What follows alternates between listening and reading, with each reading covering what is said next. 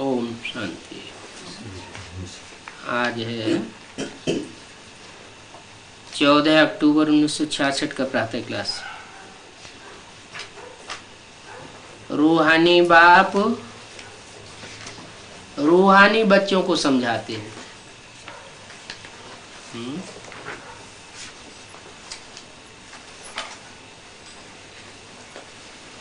रूहानी बाप सिर्फ रूहानी बच्चों को समझाते हैं और जिस्मानी बाप जिस्मानी स्टेज वाले बच्चों को समझाते नहीं, सुनाते हैं। क्या सुनाते? कौन रूहानी बाप हुआ और कौन जिस्मानी बाप हुआ? और पूर्व जन्म तो भूल गया, अब तो नए जन्म में नए बच्चे बन गए ना, रूहानी बच्चे बन गए। तो जिस्मानी बाप कौन? प्रजापिता। प्रजापिता प्रजापिता तो यज्ञ के आदि में था, गया। उसके बाद टाइटल किसको मिला? ब्रह्मा बाबा को। और वाणी कब की है? 66 की है, 66 की वाणी है। 66 की वाणी बोलने वाली आत्मा कौन है? Brahma. Supreme soul. Supreme soul. Supreme soul बोल रहे हैं। क्या बोल रहे हैं? रूहानी बाप रूहानी बच्चों को समझाए रहे हैं। अच्छा, तो उस समय समझाए रहे थे या सुनाए रहे थे? सुना रहे थे। फिर ये क्यों कहा समझाए रहे हैं? अभी का है। रूहानी बाप रूहानी बच्चों को समझाते हैं, ये बोला। रहे हैं नहीं बोला। क्या बोला? समझाते हैं। माने एक सामान्य बात बोल दी। क्या? कि रूहानी बाप जब कभी भी बच्चों को समझाते हैं तो रूहानियत की स्टेज में रह करके समझाते हैं। और समझ माना ज्ञान, ज्ञान की बात ही समझाते हैं। ज्ञान माना जानकारी, असलियत की जानकारी। समझाते तो रोज हैं, ऐसे नहीं आज ही समझाते हैं।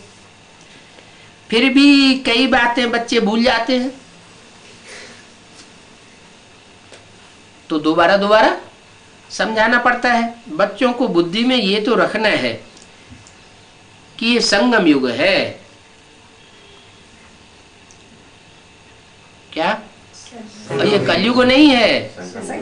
अभी हम कलयुगी बच्चे भी नहीं हैं।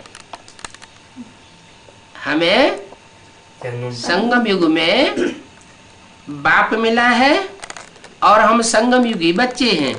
हम संगम युग पर हैं, बाप भी आते हैं संगम पर। कब आते हैं? संगम पर। संगम माना कलयुग का अंत और सतयुग का आदि। तो एक्यूरेट कब हुआ?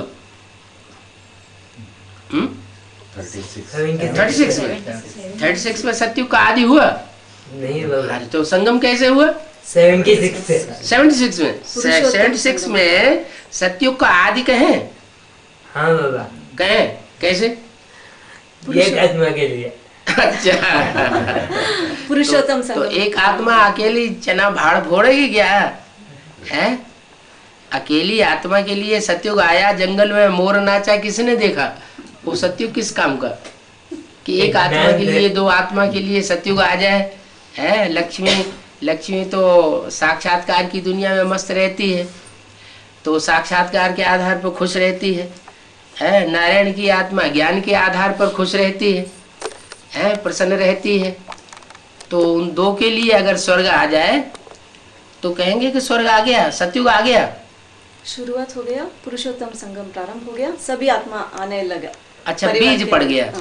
अच्छा, तो बच्चों की बुद्धि में ये रखना है कि संगम युग पर बाप आते हैं और कलयुग अंत और सतयुग आदि का संगम गाया हुआ है। गाया हुआ माने किस समय का गाया हुआ है? गायन पूजन आदि किस समय की यादगार है? द्वापर युग और नहीं, संगम युग द्वापर युग में तो गाते नहीं, हैं, संगम युग का संगम युग की यादगार है ना। तो संगम जो कलयुग का अंत और सतयुग की आदि कही जाती है, जिसका गायन होता है भक्ति मार्ग में, और बुलाते भी हैं इस समय। कब बुलाते हैं? संगम में कहाँ बुलाते हैं? संगम में तो ज्ञानी आत्मा हो जाते हैं, ज्ञानी आत्माओं को बुलाने की दरकार ही नहीं। वो तो जानते हैं बाबा बिन बुलाने से आते नहीं, वो तो बिना बुलाए आते हैं। शिव बाबा तो आत्माभिमानी है, उनको मान मर्तबा लेने की दरकार नहीं है, वो तो बिना बुलाए आते हैं। जब जरूरत होती है तब आते हैं। बुलाते भी इस समय है, किस समय? जब भक्ति मार्ग का टाइम होता है तब बुलाते हैं। द्वापर युग और द्वापर युग में, हाँ, द्वापर युग कलयुग में बुलाते हैं। सतयुग और त्रेता द्वापर के संगम पर कोई बाप को बुलाते नहीं। सतयुग त्रेता के संगम पर भी नहीं बुलाते, त्रेता द्वापर के संगम पर भी नहीं बुलाते। पतित दुनिया कहा जाता है कलयुग को, इसलिए और कोई टाइम पर बुलावेंगे नहीं, बाप आवेंगे भी नहीं। जब कलयुग का अंत होता है तब बुलाते हैं। भारतवासियों की बात बताई, महात्मा गांधी के साथ ढेरों ने आवाज लगाई एक साथ, हे पतित पावन आओ आओ, रघुपति राघव राजा राम, पतित पावन सीताराम। सारे भारतवासियों की आवाज थी।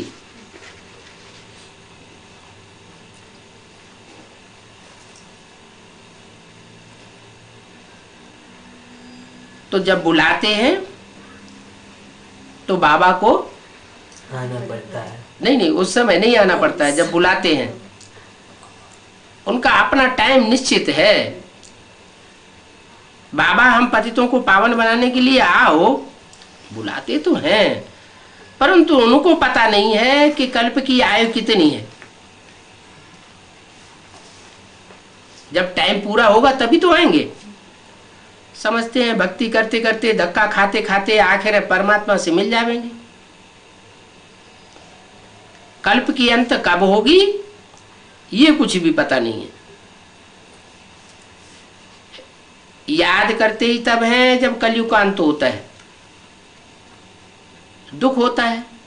सतयुग त्रेता में तो है ही सुख, द्वापर में भी इतना दुख नहीं होता।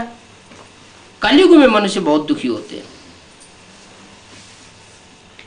तब बाप को चिल्लाना शुरू करते हैं। कब?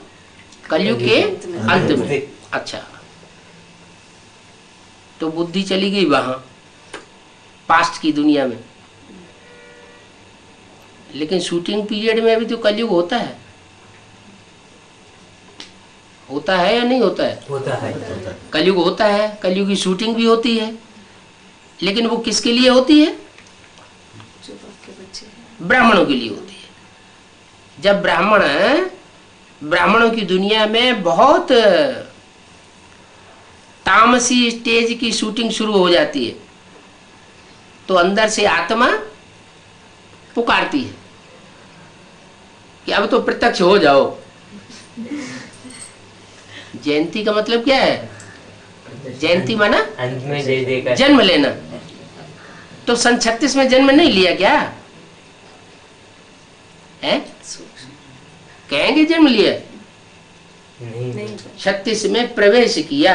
जैसे गर्भ में आत्मा प्रवेश करती है, जब गर्भ में आत्मा प्रवेश करती है तो उसको ये नहीं कहा जाता कि जन्म लिया, उसे जन्म लेना नहीं कहेंगे, क्योंकि संसार के सामने प्रत्यक्ष नहीं हुई, बाहर नहीं आई आत्मा, शरीर धारण करके नहीं आई।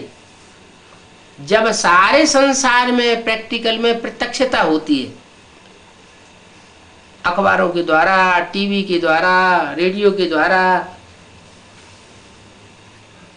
हर बच्चे के सामने जैसे बाप प्रत्यक्ष होता है, तब कहा जाता है कि हाँ वो बाप आया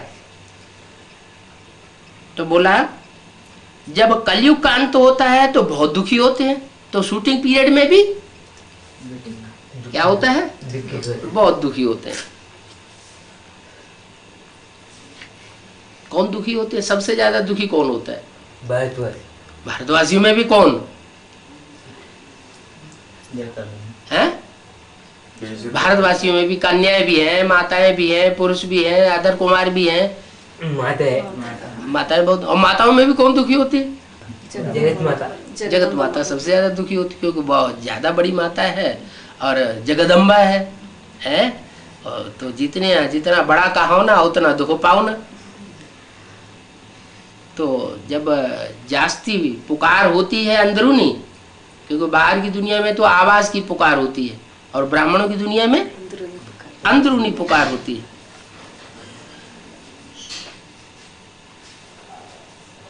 तो मैं आता हूं, माने स्थूल रूप में जब बुलाते हैं तब नहीं आता हूं, लेकिन जो अंदरूनी पुकार है तब मैं संसार के सामने प्रत्यक्ष हो जाता हूं, माने असली जयंती होती है। तो दुनिया वाले तो याद करते हैं, दुख बहुत बढ़ता है, सत्युग त्रेता में सुख और द्वापर कलयुग में दुख। कलयुग अंत में बहुत चिल्लाना शुरू करते हैं, तमो प्रधान माना दुखी। क्या कहा? शूटिंग पीरियड में भी आत्मा जब जास्ती तामसी स्टेज बढ़ती है तो बहुत दुखी होती है। दुख का कारण क्या? अपवित्रता, तामसी होना। और सुख का कारण क्या? प्योरिटी। जो प्योरिटी का फाउंडेशन भी कहां से शुरू होता है? मन से, बुद्धि से। बुद्धि में पक्का फाउंडेशन अगर बैठ जाए, दृढ़ निश्चय हो जाए कि अब हमें मनसा वाचा कर्मणा कोई भी प्रकार की इम्प्योरिटी नहीं लानी है, तो आत्मा सुख में हो जाएगी। सुख कैसे आता है? प्योरिटी से, और दुख आता है इम्प्योरिटी से। तो पुकारते हैं जब बहुत दुखी होते हैं, भगवान दुख हरो, सुख दो। दुख के बंधन तो बहुत है, दुख के टाइम वही परमात्मा को पुकारते हैं, किस बंधन से छुड़ाओ। और पुकारते कौन है? ज्ञानी पुकारेंगे या भक्त पुकारेंगे? भक्त पुकारते हैं। तो बड़े से बड़ा भक्त कौन हुआ फिर?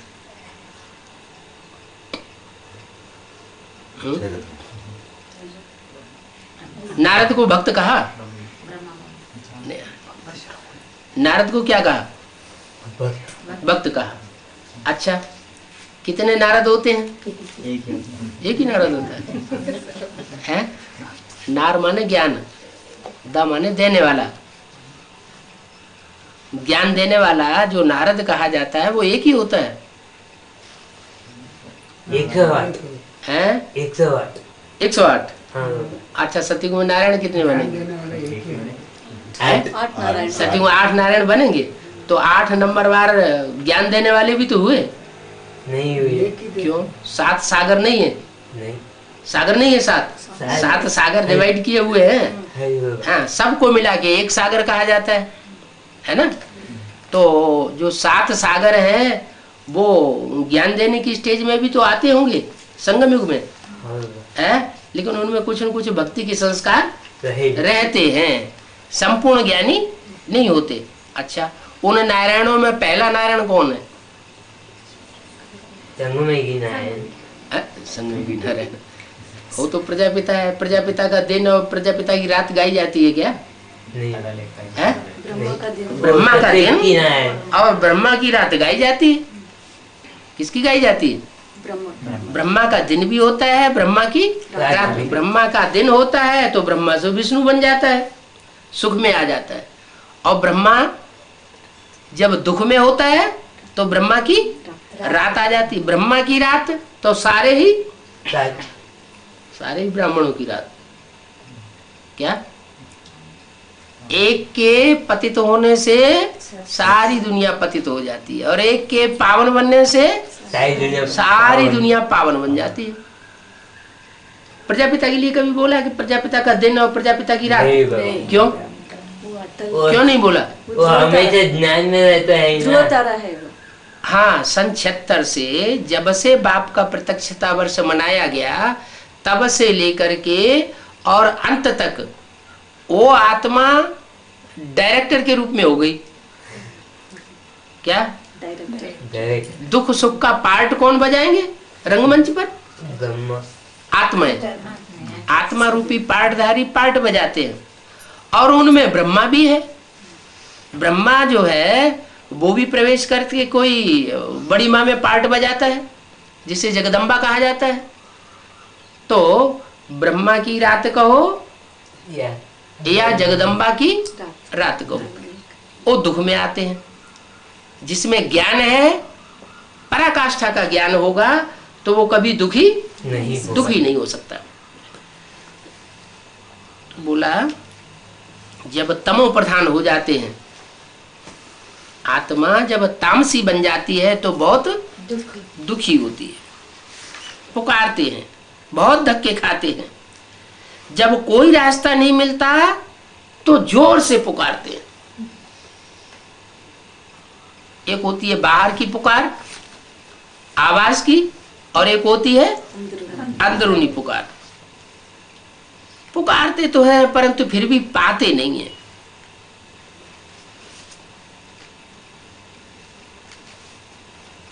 जहां से भी जाते हैं रास्ता नहीं मिलता है। जब थक जाते हैं तो बहुत चिल्लाते हैं, रास्ता बताओ। आगे एग्जीबिशन में मेज रखते थे, अभी शायद गवर्नमेंट ने बंद कर दिया है। तो ये भी मनुष्य जब दुखी होते हैं तो चिल्लाते हैं, हे दुखहर्ता, हे अंधों की लाठी। इस समय ही पुकारते हैं, हे अंधों की लाठी। फिर धृतराष्ट्र और युधिष्ठिर दिखाते हैं। क्या? रास्ता जब नहीं मिलता तो अंधे जैसे हो गए ना, तो उनमें अंधों में मुखिया किसको दिखाते हैं? धृतराष्ट्र को। सारी दुनिया की धन संपत्ति, मान मर्तबा सब खींच करके धर लिया। राष्ट्र माना धन संपत्ति, तो हुआ धृतराष्ट्र। और उनको फॉलो करने वाली क्या कहते हैं? धार्तराष्ट्री, गांधारी। तो धृतराष्ट्र दिखाते हैं एक तरफ और दूसरी तरफ दिखाते हैं अपोजिशन में। वो तो कौरवों का मुखिया हुआ, और पांडवों को मुखिया किसको दिखाते हैं? युधिष्ठिर। वो स्थिर रहता है, धक्के नहीं खाता है। माना जो धक्के खाता है वो उतना ही बड़ा अंधा है, और जो जितने कम धक्के खाता है उतना ही ज्ञान का कम अंधा है। और जो बिल्कुल धक्के नहीं खाता वो ज्ञान में ही समझ युद्ध में स्थिर है, उसे कहीं धक्के खाने की दरकार नहीं तो क्या होता है? बुद्धि एक जगह भटकती है, फिर दूसरी जगह भटकती है, फिर तीसरी जगह भटकती है। भटकते भटकते भटकते आखिर क्या अंत होता है दुनिया का? नास्तिक बनने लग पड़ते हैं। कोई भगवान नहीं। जब भगवान नहीं कहीं तो क्या हो गए? नास्तिक। बाप कहते हैं कि जो साकार में मुझे जानते हैं कि मैं एक व्यापी होकर कैसे आता हूं, अटल निश्चय बुद्धि है, तो वो है आस्तिक। और जो भगवान को नहीं जानते वो है नास्तिक। तो दिखाते हैं कि धृतराष्ट्र और युधिष्ठिर हैं, वो अंधे और वो सोझरे। उनको कुछ दिखाई नहीं पड़ता, धक्के खाते रहते हैं, और वो स्थिर बुद्धि। इसलिए गाया हुआ है, एक तरफ अंधे की औलाद अंधे, कौरव संप्रदाय। किस समय का गाया हुआ है? जरूर ब्राह्मणों की संगम युग दुनिया में ब्राह्मणों की एक दुनिया ऐसी है जहां सब अंधे की औलाद अंधे हैं, और दूसरी तरफ सोजरे की औलाद सोजरे है। माने उन्हें धक्का खाने की दरकार नहीं है। अच्छा, तो कौन कौन है वो दो ग्रुप? कौन कौन है? प्रैक्टिकल पार्टी और प्लानिंग पार्टी। प्लानिंग पार्टी और प्रैक्टिकल प्लानिंग पार्टी धक्के खाती है? नहीं बोली। हाँ, प्लानिंग पार्टी में जगदम्बा नहीं है? वो प्लानिंग पार्टी में जगदम्बा नहीं है? है ही नहीं। अच्छा, और उसमें इंस्पिरेटिंग पार्टी नहीं काम करती? हाँ, यहाँ तो सारी बातें जो संसार में गायन होती है वो साकार की गायन होती है या आकारी और निराकारी की गायन होती है? साकार। तो पार्टी तो सिर्फ प्रैक्टिकल पार्टी या जो प्लानिंग पार्टी है वही गाई जाएगी ना। इंस्पिरेटिंग पार्टी की तो बात ही नहीं। तो ब्राह्मणों की संगम की दुनिया में दो ग्रुप हुए। एक है अंधों का ग्रुप कौरव, और दूसरा पांडव। पांडवों का ग्रुप सोजरे का ग्रुप। तो प्रजापिता हुआ सोजरा और ब्रह्मा हुआ अभी भी अंधे की औलाद, अंधे गाए जाते हैं। उन्हें स्थान ही नहीं दिखाई पड़ रहा है।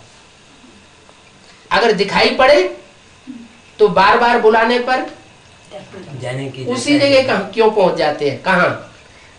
कुमार का दादी बुलाती हैं, गुलजार दादी से कहती हैं ध्यान में जाओ, और गुलजार दादी ध्यान में जाके बाबा को निमंत्रण देकर आ जाती है। वो टाइम बता देते हैं और बाबा बंधे हुए हैं आने के लिए। तो इसका मतलब अभी भी उन्हें ठिकाना पक्का मिला नहीं है।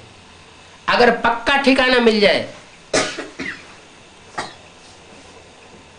तो फिर इधर उधर भटकने की दरकार नहीं होगी। फिर क्या दरकार होगी? फिर यहाँ आए, फिर एक ही जगह स्थिर हो जाएंगे। और जैसे ही एक जगह स्थिर हो जाएगी वो आत्मा, ज्ञान चंद्रमा की आत्मा, वैसे ही ब्रह्मा सो विष्णु बन जाती है। माने 1 सेकंड लगता है ब्रह्मा को विष्णु बनने में। जब तक निश्चय बुद्धि नहीं है तब तक धक्के खाने की बात है। तो बड़े से बड़ा भक्त कौन हुआ ब्रह्मा और बड़े से बड़ा ज्ञानी कौन हुआ? प्रजापिता। राम हुआ ज्ञानी और कृष्ण हुआ भक्त। यज्ञ के आदि में भी परमात्मा शिव आते हैं तो दो आत्माओं का आधार लेते हैं एक साथ। कौन कौन सी दो आत्माएं? राम कृष्ण। राम जगदम्बा और जगत पिता।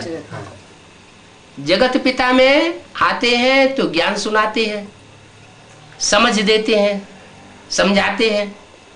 और जगदम्बा में आते हैं सुनाते, सुनते हैं और सुनाते हैं। सुनते भी हैं। पहले ब्रह्मा से साक्षात्कार सुने और प्रजापिता को साक्षात्कार सुनाए। तो सुनना भी हुआ और सुनाना भी हुआ। सुनाए भी और फिर उसका जो अर्थ बताया गया, उसका रहस्य बताया गया, वो सुना भी। तो सुनना और सुनाना तो हुआ, लेकिन बुद्धि में इस समय उस समय या अभी भी ये नहीं बैठा कि गीता का भगवान कौन, असली गीता ज्ञान दाता कौन। आदि में तो बैठने की बात नहीं। अभी अंत में भी एक आत्मा की बुद्धि में अगर ये बैठ जाए, क्या जिसके लिए बोला एक के पतित बनने से सब पतित हो जाते हैं, एक के पावन बनने से सब पावन हो जाते हैं। उस एक आत्मा की बुद्धि में भी अगर बैठ जाए तो गेट खुल जाएगा।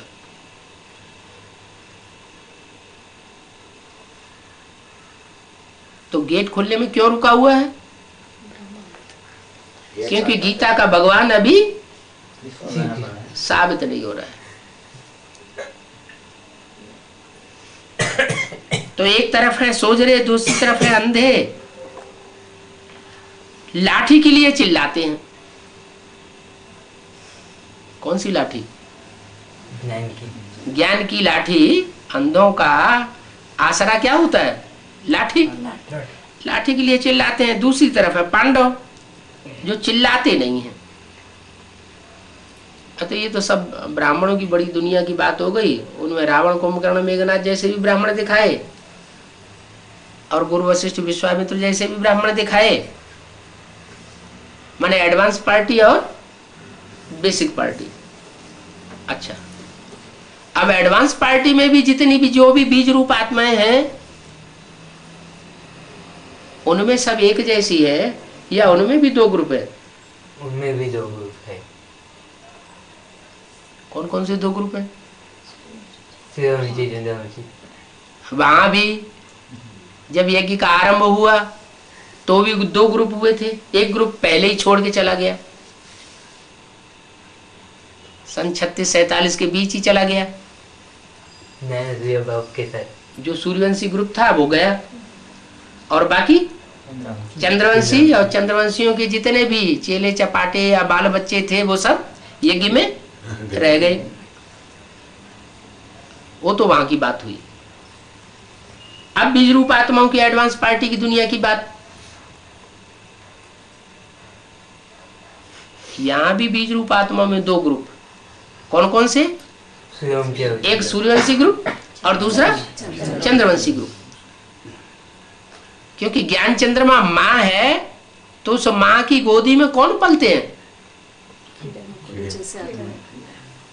है? जो संसार को दुख देने वाली आत्माएं हैं, वो माँ की गोद ही जास्ती पसंद करती है। बाप का कड़कपन, तीखापन उनको पसंद नहीं है। यज्ञ के आदि में भी ऐसे ही हुआ, और अभी अंत में भी ऐसे ही हो रहा है। कुछ आत्माएं हैं माँ को फॉलो करने वाली, माँ को पसंद करने वाली, और कुछ आत्माएं हैं बाप को पसंद करने वाली। जो बाप को पसंद करने वाली वो बहुत थोड़ी है, और फॉलो करती भी है। रिगार्ड माँ को भी देती है, क्योंकि माँ के बगैर भी गति नहीं है। क्यों? माता गुरु बगैर उद्धार हो न सके। माता भी चाहिए। माता का अगर स्नेह न मिले बचपन में, तो बच्चे ठीक से पालना प्राप्त नहीं कर सकते। जिन बच्चों को बचपन में प्यार नहीं मिलता, तो बच्चे आगे चल करके बहुत आतताई बन जाते हैं, क्योंकि प्यार के भूखे रहते हैं। तो फाउंडेशन तो माँ का प्यार का मिलता है। जैसे यज्ञ के आदि में भी जो सूर्यवंशी है, क्या उनको माँ का प्यार नहीं मिला? ऐसे यहाँ भी सूर्यवंशी बच्चे का मतलब ये नहीं कि माँ का प्यार नहीं पाते हैं, जन्म नहीं पाते हैं, वो भी पाते हैं, लेकिन वो अल्पकाल में ही प्रसन्न हो जाते हैं, तुष्ट हो जाते हैं। और जो इस्लामी बौद्धिक क्रिश्चियन धर्म की बीज रूप आत्माएं हैं, दूसरे धर्म की बीज रूप आत्माएं, वो प्यार ही प्यार पसंद करती हैं,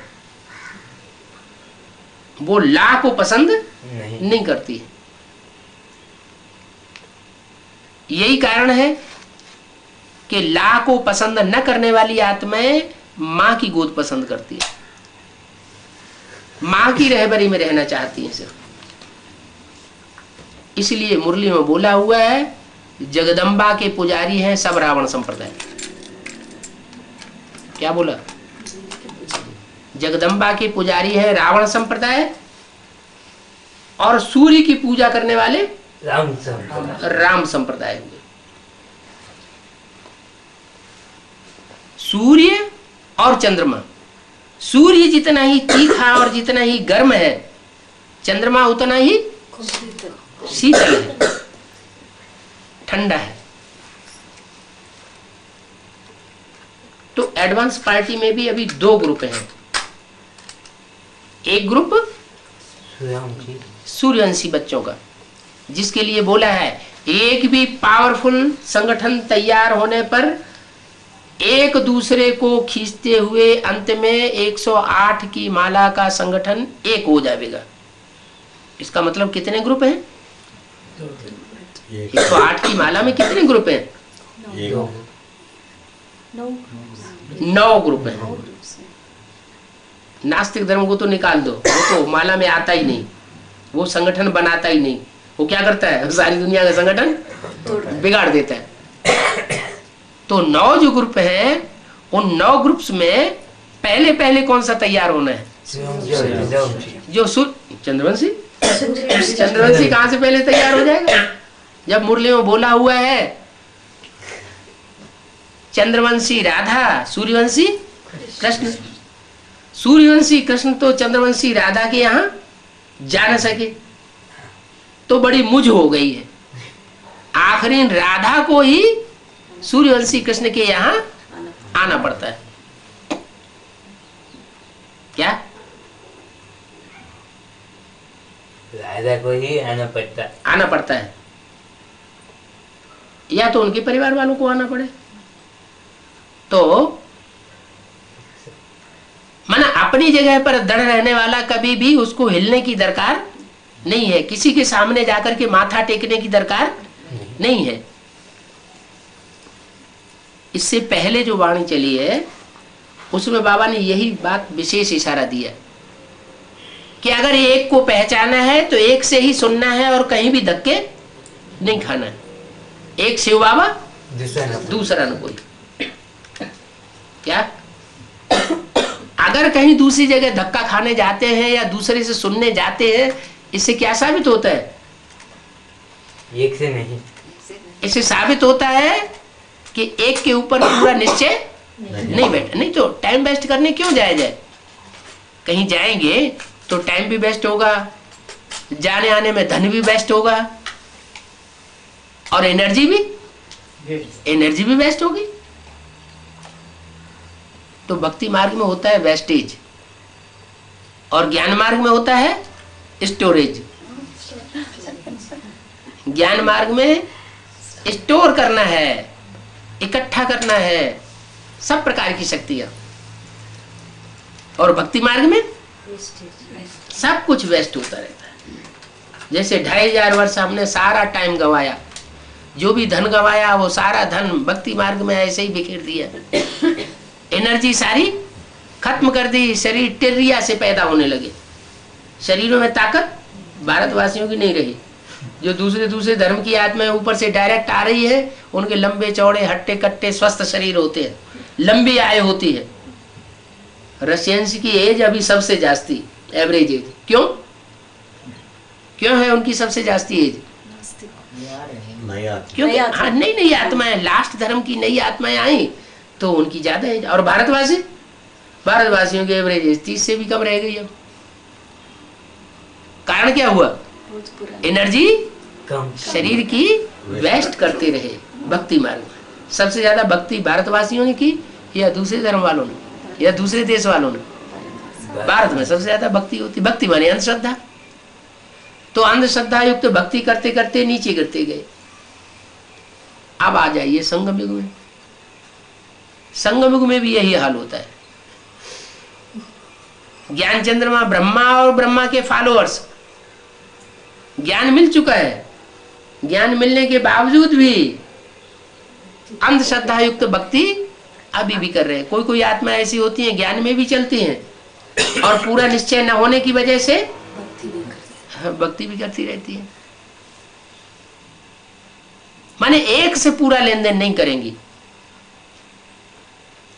जब एक से पूरा लेन देन नहीं करती है तो उनको उतनी प्राप्ति नहीं होती, उतनी शक्ति नहीं भरती आत्मा में। जब आत्मा में शक्ति नहीं भरेगी तो आत्मा कमजोर हो जाती है, और जब आत्मा कमजोर हो जाती है तो जो रावण संप्रदाय है वो उसके ऊपर हावी हो जाते हैं। जैसे बेसिक नॉलेज में हुआ, ब्रह्मा के ऊपर कौन हावी हो गया? बच्चे। जो दूसरे धर्म के बच्चे यज्ञ के अंदर घुसे हुए थे वो उनके ऊपर हावी हो गए और उनको रावण की जेल में डाल दिया। रावण की जेल कौन सी है? ब्रह्मा बाबा ने शरीर छोड़ा तो सूक्ष्म शरीर धारण कर लिया। ये सूक्ष्म शरीर ही वास्तव में रावण की जेल है। ये तांत्रिक प्रक्रियाएं कहाँ चलती हैं, किनके आधार पर चलती हैं? साकार शरीरधारियों के आधार पर चलती हैं कि सूक्ष्म शरीरधारियों के आधार पर चलती हैं? जितनी भी सूक्ष्म शरीरधारी आत्माएं इधर उधर संसार में मंडराए रही हैं, वो एक प्रकार से भूत प्रेत है। उन भूत प्रेत आत्माओं के जो भी बनने वाले हैं या जो बनाने वाले हैं, वो सब रावण संप्रदाय है।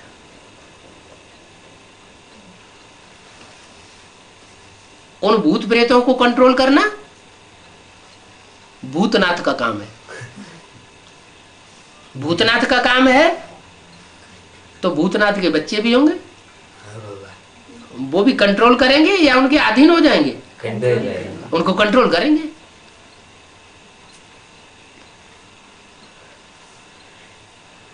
अभी रावण संप्रदाय का ग्रुप माने तांत्रिक ग्रुप,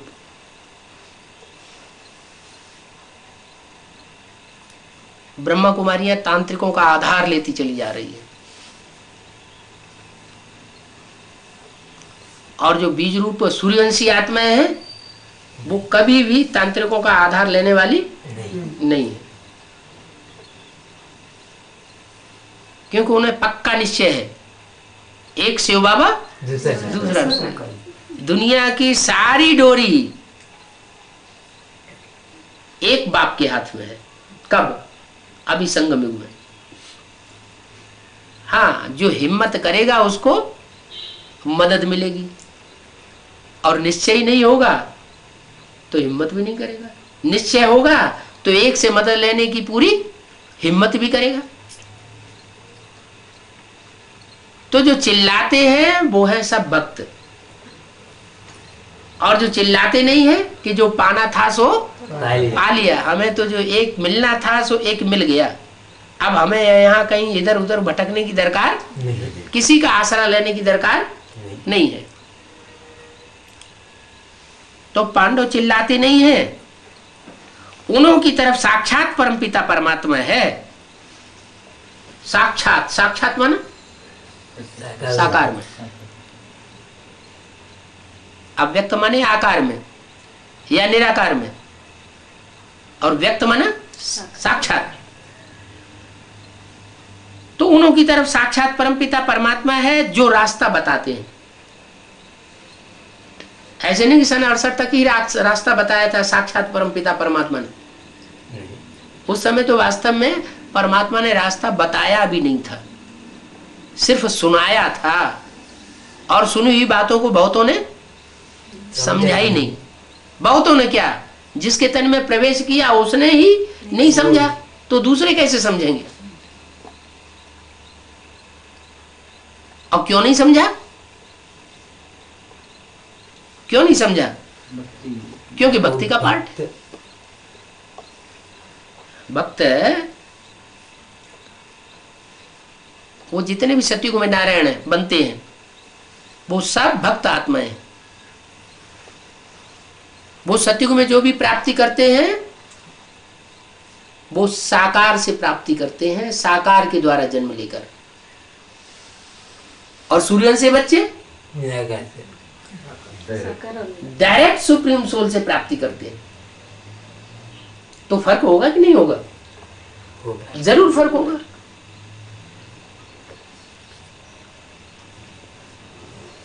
कह देते हैं हाँ साक्षात परमपिता परमात्मा पांडवों के सामने है, गीता में है, परंतु गीता को खंडन कर दिया है। गीता में ये बात है कि पांडवों के सामने साक्षात परमपिता परमात्मा था, लेकिन गीता में खंडन कर दिया किस बात को? कि गीता का भगवान कृष्ण है। गीता का भगवान ही जो भक्त है उसको, जो बड़े से बड़ा भक्त है दुनिया का,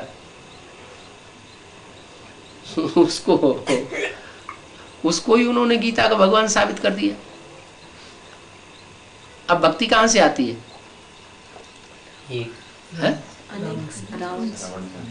भक्ति से आती है रावण से। और रावण के सर के ऊपर किसका सर दिखाया जाता है? ये क्यों? देहाभिमान। देहाभिमान रूपी गधा है, हैं? अच्छा, उसके नीचे 10 सिर हैं। काम क्रोध लोभ मोह अहंकार, पृथ्वी जलवायु अग्नि आकाश, 5 तत्व और 5 विकार, 10 मिलकर के ये रावण का रूप हुआ और उनको कंट्रोलर ऊपर गधा। अच्छा, तो चित्र दिखाया है तो चरित्र करने वाले भी तो कोई होंगे। कौन हुए? वो 10 जो चित्र दिखाए हैं, पृथ्वी जलवायु अग्नि आकाश, प्रकृति के 5 तत्व और माया के 5 रूप, काम क्रोध लोभ मोह अहंकार, ये 10 चरित्र करने वाले कोई 10 चेहरे भी तो होंगे। और उनके ऊपर जो गधे का सिर दिखाया है वो भी तो कोई होगा। तो कौन होगा? ये विचार करने की बात नहीं है। चित्र है तो चरित्र करने वाला कोई होना चाहिए या नहीं? जो होना चाहिए। तो कौन है? वो है रावण का रूप। रावण से आती है भक्ति और राम से आता है ज्ञान। राम में भी 2 है, एक है साकार, एक है निराकार। साकार भी आखिर रावण के चंबे में आता है या नहीं आता है? नहीं आता है। क्यों? कलयुग में और द्वापर में राम की आत्मा जो साकार बनती है वो रावण के चंबे में नहीं आती है? आती है ना। अच्छा, तो फिर शूटिंग पीरियड में आएगी या नहीं आएगी? शूटिंग में नहीं। अभी नहीं बाबा, अभी नहीं, शूटिंग में नहीं। क्यों? ऐसा कैसे होगा? शूटिंग में जो शूट नहीं होगा वो ब्रॉड ड्रामा में नहीं होगा। खत्म हुआ बाबा। नहीं, बात समझने की है। शूटिंग पीरियड में जो शूट होगा वही तो ब्रॉड ड्रामा में होगा। लेकिन वो तो अब डायरेक्टर बन गया ना। डायरेक्टर बन गया। और डायरेक्टर तो सुप्रीम सोल जिसमें प्रवेश करता है वो डायरेक्टर है। कठपुतलियों का खेल होता है तो एक बैठता है पर्दे के पीछे, वो 10 उंगलियों से कठपुतलियों को नचाता रहता है ना। तो 10 उंगलियां हैं, वो तो साकार में है। 10 उंगलियां क्या है? साकार में। उनमें एक उंगली तो ज्यादा मजबूत होगी ना कोई। कौन सी है? उन 10 उंगलियों 10 एक जैसी होंगी या नंबरवार होंगी? ताकत तो नंबरवार होती है ना। अच्छा, दाएं हाथ में ज्यादा ताकत होती है, बाएं हाथ में ज्यादा ताकत होती है? बाएं हाथ में ज्यादा ताकत होती है, दाएं हाथ में ज्यादा ताकत हो। और दाएं हाथ में भी जो ताकत होती है उनमें सब उंगलियों में एक जैसी ताकत होती है या एक उंगली में ज्यादा ताकत होती है? तो स्पष्ट हो गया कि 10 उंगलियां हैं जैसे, वैसे ही 10 धर्म है और 10 धर्मों के 10 रूप साकार रूप में मुखिया है। हुआ कि नहीं? 10 बीज हुए ना। तो उन 10 बीजों में 10 बीज जो है वो रावण के सर हो गए कि नहीं? अरे 10 बीज रावण के सर हैं। उनमें शिव सुप्रीम सोल ज्योति बिंदु नहीं है। लेकिन मुसीबत यह है कि वो ज्योति बिंदु का जब तक वो साकार में प्रवेश न करे तब तक उसका कोई मूल्य नहीं। वो सुप्रीम सोल जब तक साकार में प्रवेश करना नहीं होता तब तक दुनिया में उसका कोई अस्तित्व होता नहीं।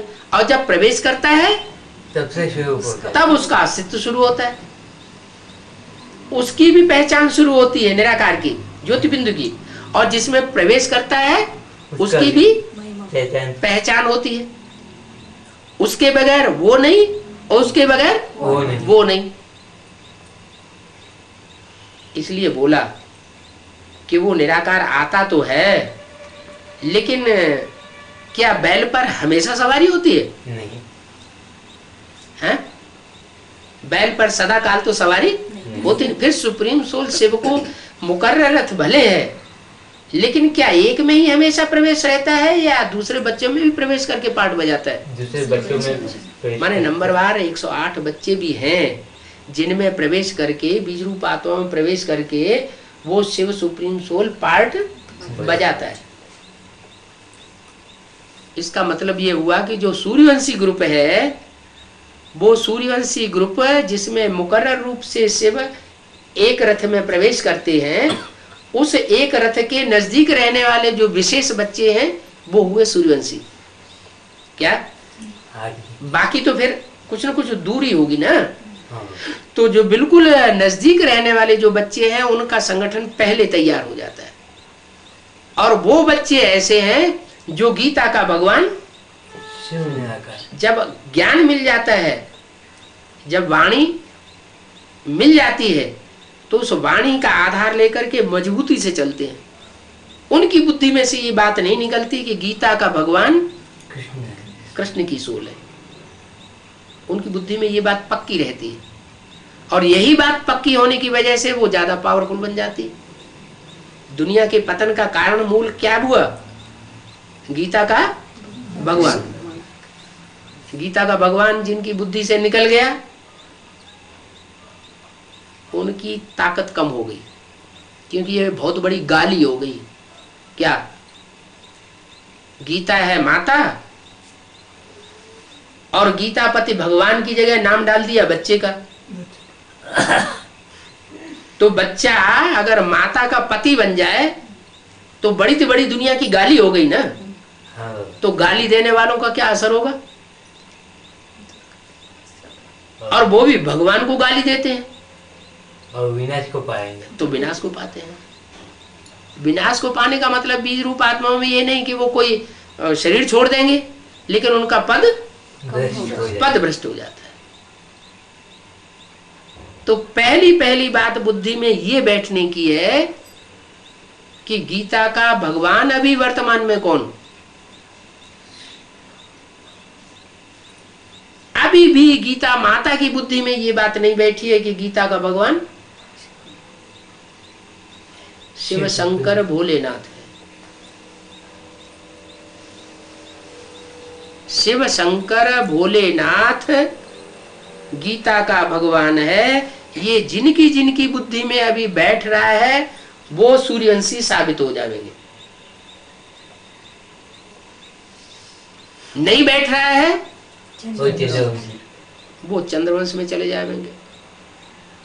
चंद्रवंश में फिर सारे इस्लामी बौद्ध क्रिश्चियन ये सारे ही उस रहबरी में पलते हैं। बेसिक नॉलेज में भी अभी तक पल रहे हैं और एडवांस नॉलेज में भी अभी तक पल रहे हैं। अभी बोला हुआ है पिछली वर्ष अव्यक्तवाणी में क्या बोला है? इससे तो पहले भी इशारा दिया था। एक भी संगठन पावरफुल होने से अंत में एक दूसरे को खींचते हुए 108 का संगठन एक हो जाएगा। माना ग्रुप अलग अलग हैं, एक ग्रुप पहले तैयार होता है और दूसरों को खींचते रहते हैं। तो सूर्यवंशी ग्रुप सबसे पहले किसको खींचेगा? चंद्रवंशी को खींचेगा, क्योंकि बाप के सबसे जास्ती नजदीक कौन होती है? बाप के नजदीक कौन होती है? बाप के परिवार है, परिवार में बाप के नजदीक सबसे ज्यादा नजदीक कौन होता है? माँ होती है। चंद्रवंशी शब्द कहने से भी समझ में नहीं आएगा। परिवार में जो भी वसुधैव कुटुंबकम की स्थापना होनी है, उस पहली इकाई वाले परिवार में सबसे जास्ती बाप के नजदीक होती है माँ। माँ के लिए कहा जाता है घर की धरणी अगर अच्छी हो तो घर स्वर्ग बन जाए, और घर की धरणी अगर बिगड़ैल हो तो घर नरक बन जाता। तो नरक में अभी जो पुकार रहे हैं आओ आओ आओ, वो अपनी अज्ञानता के कारण पुकार रहे हैं या ज्ञान बुद्धि में बैठा हुआ है इसलिए पुकार रहे हैं? भारी अज्ञानता बुद्धि में बैठी हुई है। वो अज्ञानता का पर्दा हटेगा और उद्धार हो जाएगा। उत्त माना ऊपर, हर माना हरण। भगवान भी नीचे गिरी हुई आत्माओं को ऊपर नहीं ले जा सकता जब तक उनकी बुद्धि में असलियत की बात न बैठे, ज्ञान न बैठे। ज्ञान है गीता का भगवान, उसकी पहचान। गीता के भगवान को ही अगर न पहचाना तो समझो ज्ञान बुद्धि में बैठा ही नहीं।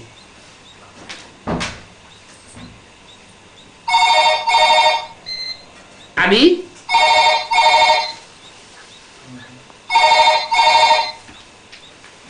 गीता के अलावा कोई दूसरा शास्त्र नहीं है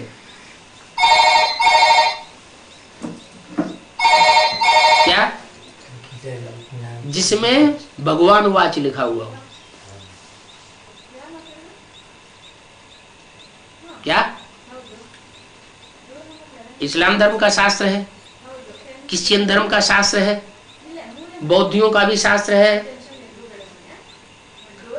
इनका सन्यासियों का भी शास्त्र है।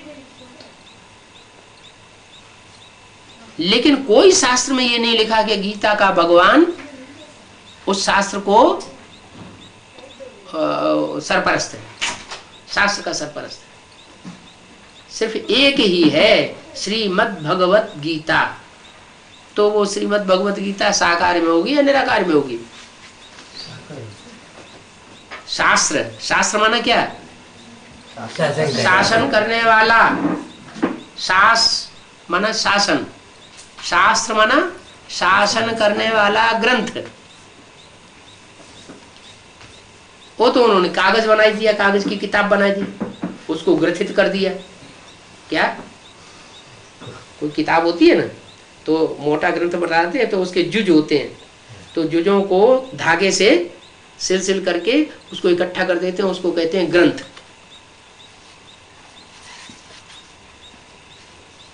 तो ये भी गीता माता है।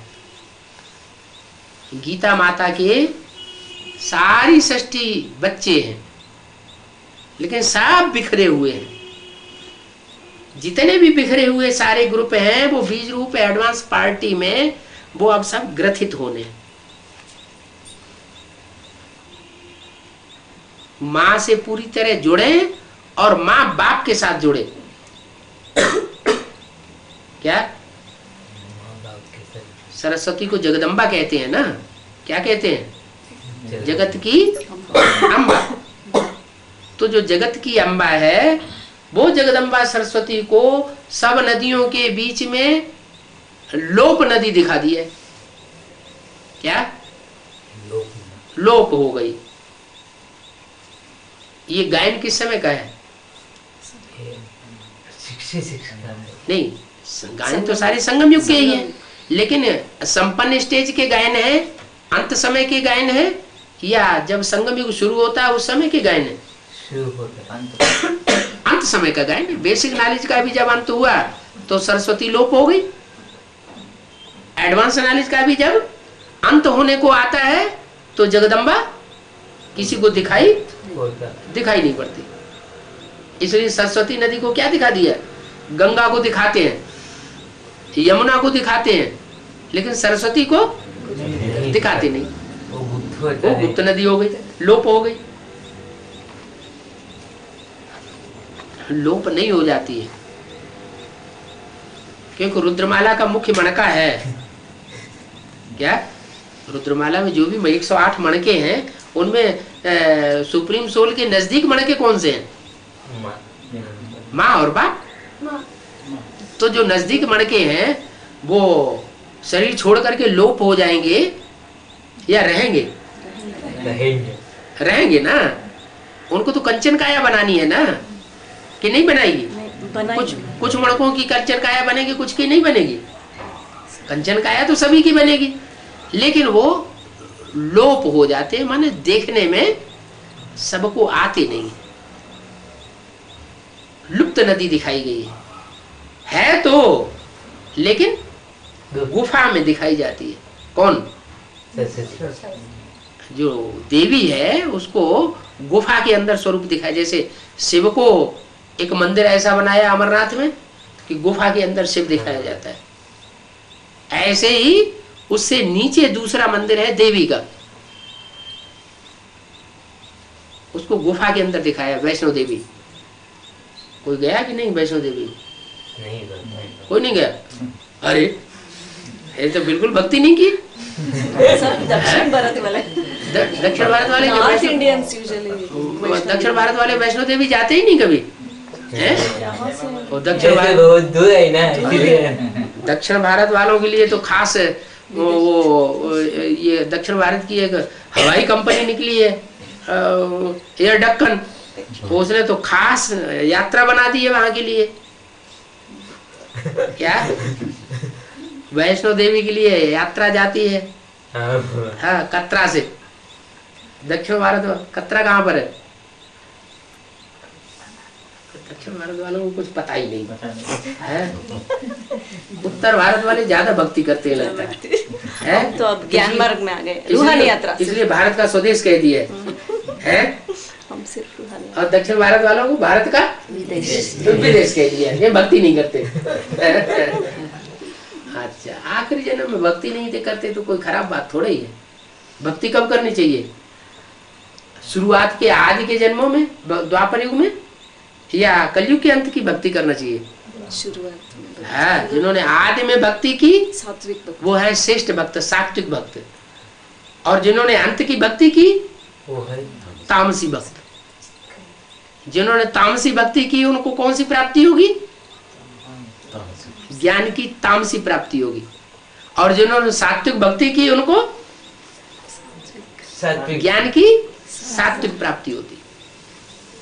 अब आत्मा तो दक्षिण भारत, उत्तर भारत, स्वदेशी विदेशी होती नहीं। क्या होता है? शरीर विदेशी होता है, स्वदेशी होता है, कि आत्मा स्वदेशी विदेशी होती है? शरीर स्वदेशी विदेशी होता है। शरीर का कनेक्शन एक जन्म से और आत्मा का कनेक्शन अनेक जन्मों से। तो ये तो नहीं कह सकते कि जो दक्षिण भारत के हैं इस समय ब्राह्मण, वो जन्म जन्मांतर दक्षिण भारत में ही जन्म लेते रहे होंगे। क्या कहेंगे? ऐसा पक्की बात है? नहीं, ये तो नहीं कह सकते। हाँ, इस आखिरी जन्म में आकर के भले डबल विदेशी बन जाए, लेकिन इससे पहले के जन्मों में कहाँ के वासी थे? हो सकता है पक्के भारतवासी हो, नहीं हो सकता? हो सकता है। हाँ। तो बोला कि अभी तुम बच्चे समझते हो कि गीता का भगवान शंकर बोले कृष्ण की सोल नहीं है, शिव शंकर भोलेनाथ गीता का भगवान है। तुम संगम युग पर हो तो तुम समझते हो। क्या संगम युग माना? दुख का भी संगम, सुख का भी संगम, शांति का भी संगम। टिबाटा हो गया, शांति धाम, सुखधाम और दुखधाम। त्रिमूर्ति में भी है। एक मूर्ति है दुखधाम। जब टिबाटा है तो टिबाटा में एक मूर्ति है दुखधाम की सरपरस्त, एक मूर्ति है सुखधाम की सरपरस्त, और एक मूर्ति है शांति धाम की सरपरस्त। कौन कौन सी मूर्तियां हुई? अगर बुद्धि में समझ में बैठा है तो अलग अलग कर सकते हैं। कौन सी मूर्ति कहाँ की सरपरस्त है? ब्रह्मा दुखधाम, ब्रह्मा दुखधाम, विष्णु सुखधाम, विष्णु सुखधाम और शंकर शंकर शांति देवा शांति धाम। तो तीनों के बीच में खड़े हो। क्या? तीनों का अपना अपना महत्व है। भक्ति नहीं होगी तो भगवान नहीं मिलेगा। क्या? माता के बगैर सदगति नहीं हो सकती। क्या कहा? कोई भी आत्मा शरीर छोड़ती है और शरीर छोड़ जाकर के नया जन्म लेगी तो माता के बगैर जन्म ले सकती है क्या? नहीं, उसको माता के गर्भ में जरूर पलना पड़े। जहां सबसे जास्ती दुख का भी महसूस करती है आत्मा। जीवन काल में सबसे ज्यादा दुखी होती है आत्मा, या गर्भ काल में सबसे ज्यादा दुखी होती है, त्राय त्राय करती है? गर्भ काल में सबसे ज्यादा दुखी होती है, त्राय त्राय करती है बाहर निकलने के लिए। जैसे कोई जेल में पड़ा हुआ हो तो वो सोचता है कब बाहर निकले, स्वतंत्र हो जाए। तो ऐसे ये दुनिया बनी हुई है। अब ये बेहद की ब्राह्मणों की संगमी की दुनिया है। ब्राह्मणों की संगमी की दुनिया में भी अब हम टिबाटे पर खड़े हुए हैं। क्या किस तरफ जाना है? सुखधाम जाना है। सुखधाम जाना है तो बुद्धि कहाँ जानी पड़े? किस मूर्ति की तरफ? किसका आवाहन करना पड़े? हैं? विष्णु मूर्ति का। आज से कई साल पहले अव्यक्तवाणी में बोला था कि विजय माला का आवाहन करो। क्या करो? वो बात बुद्धि में से सबके निकल गई। अब सब जो है चारों तरफ आवाहन कर रहे हैं जगदम्बा का। क्या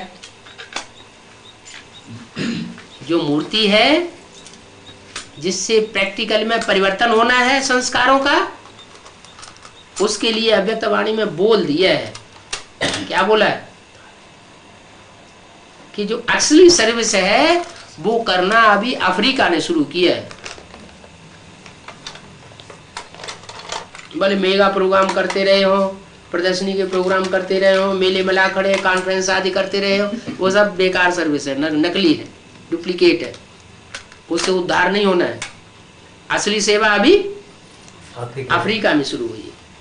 इसका मतलब एडवांस की शुरुआत वहां हो चुकी है। और वहां से ये भी बताया है कि हीरे जैसी आत्माएं सबसे जास्ती निकलती हैं अफ्रीका से। क्यों क्यों निकलती है? और शंकर की मूर्ति से बिच्छू टंडन क्यों पैदा होते हैं? और हाँ, वो पार्ट है इम्प्योरिटी से विनाश और प्योरिटी से स्थापना। वो भी माँ का स्वरूप है। वो छोटी माँ है और वो बड़ी माँ है। ब्रह्मा सो विष्णु दोनों हैं तो एक ही। ब्रह्मा है जगदम्बा, और उसके संस्कार पलट करके जब विष्णु जैसे बन जाएंगे, एक शिव बाबा दूसरा न कोई, तो क्या होगा? एक हो जाए, सब एक हो जाएंगे। ओम शांति।